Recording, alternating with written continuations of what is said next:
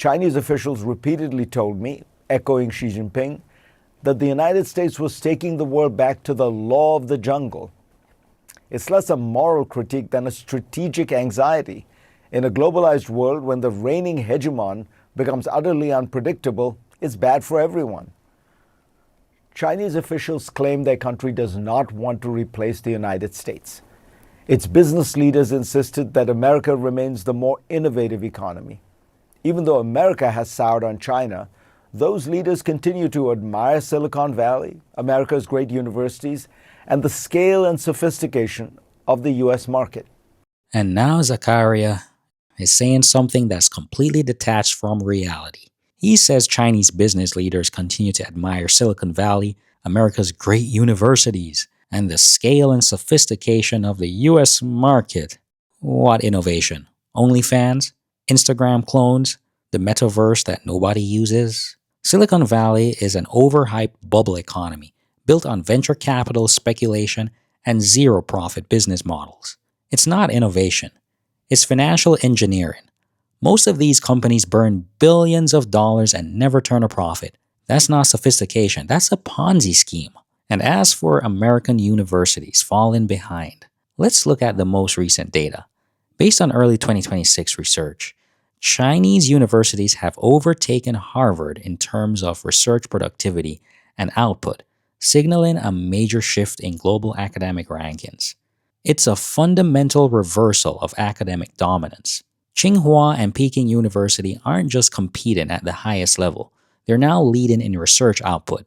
China is now ranked 10th in the Global Innovation Index, up from 17th in 2018. China has dramatically overtaken the US in the Leiden Rankings for research output. And in semiconductors, China is aiming for 80% self-sufficiency by 2030, up from 33% in 2024. Harvard used to be the gold standard. Now it's being left in the dust by Chinese institutions. So what exactly are Chinese leaders supposed to admire about America? The Ponzi scheme economy? The Epstein class? The $39 trillion in national debt? The 3.3% inflation rate? And rising? You see, here's the thing.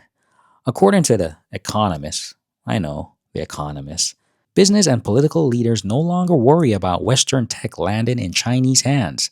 Instead, they fear that China is now too effective at preventing its best stuff from passing to foreigners. The tables have completely turned. It's not America protecting its technology from China anymore. It's China protecting its superior technology from the West.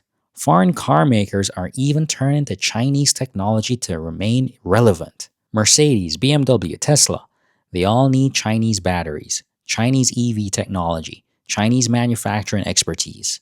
American tech companies aren't leading the future. They're buying Chinese components to stay competitive. America's sophistication is a house of cards built on debt and speculation.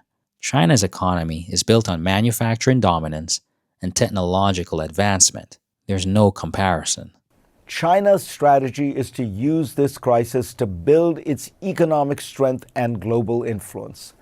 China is doubling down on the frontier technologies that it believes will define the next era of growth. Green energy, robotics, artificial intelligence applied to real industries, advanced manufacturing, and services. Its dominance in some of these sectors is already staggering. It produces 80% of the world's solar panels, about 60% of the wind turbines, and 75% of the batteries. It supplies 70% of all electric vehicles on the planet. Yup. Let's take a look at some numbers, because this is where the American decline becomes undeniable.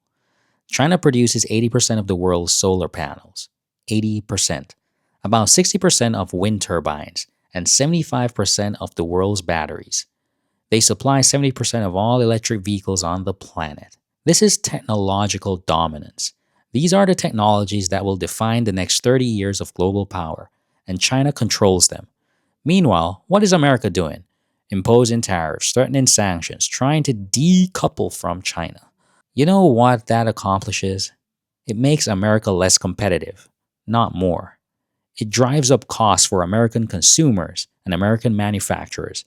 It pushes other countries to find alternatives to American technology and American markets.